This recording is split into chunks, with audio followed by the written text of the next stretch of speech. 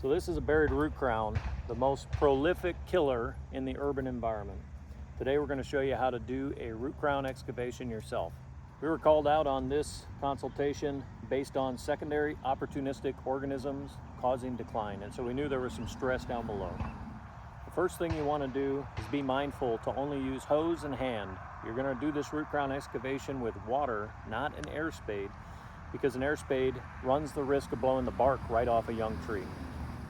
The first step is to fully saturate your soil. I use this soil injector, which gives me a little bit of pressure, but you can just saturate it the night before and get the soil sopping wet. The next step is to start to pull the soil away from the stem. Now when I'm doing this, I try to begin to develop a trough to allow my water to run off so I can continue to see the roots. You never want to go below the buttress roots if you have any. Most times you'll find a disfigured root system. Now plan on getting a little muddy when you do this. It'll be a mess. So the first thing you're going to notice is small extricating roots up around the stem. Generally they're non-woody in nature, and so those can be removed or disrupted. Those are of little concern. Later, we'll start to identify some of the woody roots. Now, a lot of people would stop at this point because there's a flare at the base of the tree, but you can't use that as your indicator because grafting scars can develop a bulge and you may still have 6 inches to go.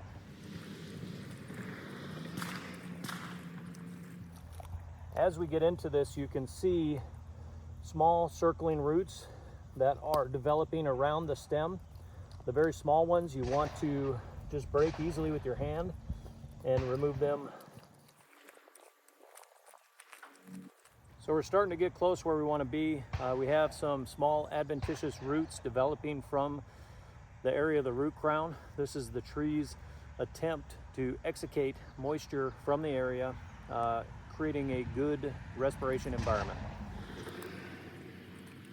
So now I'm starting to see the root crown of the tree nearly 1 foot below where I started.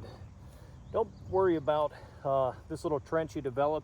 If you do it away from the tree, it's in line with radial trenching, which is an approved practice in the industry and used pretty often. On this side, I don't have a buttress root, but I do have swirling roots that are wrapping around the stem. I'm going to break those free and or cut them. If they're big, you want to wait until your excavation is complete to make the cut so that you don't inject the tree with fungi. So that was our first step, identifying the root crown, identifying root structure, disfigured roots, addressing those issues. Our next step is to float our grade. And so now we know the height we want to be at. We're at a low planting height, nothing we can do about that. But we do want to float the grade out to the existing grade. So it's important to note that a shovel is not used. It's a hose and hand only, because in this top profile, I have roots growing back towards the tree.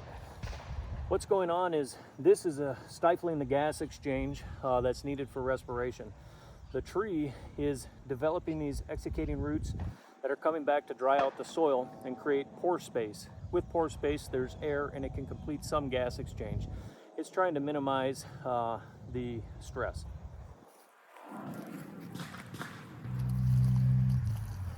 Now we're starting to get to our final destination here. You can see some of the burlap from installation. That's why we plant trees high, because in this region it's going to sink. It doesn't develop buttress roots quick enough to hold itself up, and so planting them high allows you to do a root crown excavation later, allowing the tree to be at the proper planting height. Now this would be the point, if we had any large girdling roots, woody ones, that we would do our final rinse and then cut, because we're done moving the soil around. In this case, I only had small extricating adventitious roots and no need for pruning snips.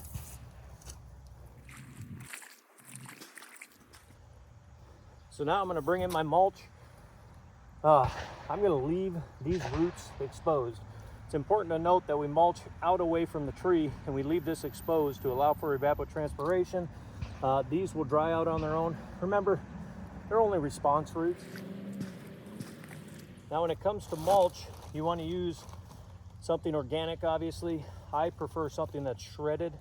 You're not going to replace this mulch, you're going to leave it, allow the mineralization process to complete, increase organic material. The one thing we do watch for is our inside edge may desire to slough off onto the stem. And it's important to realize that this is soil, it just hasn't got there yet.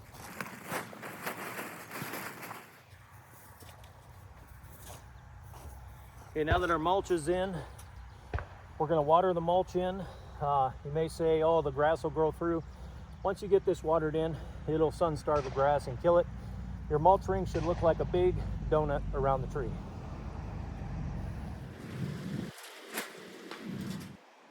And on a last note, you may want to increase your mulch ring out further, and you could even allow for more space here.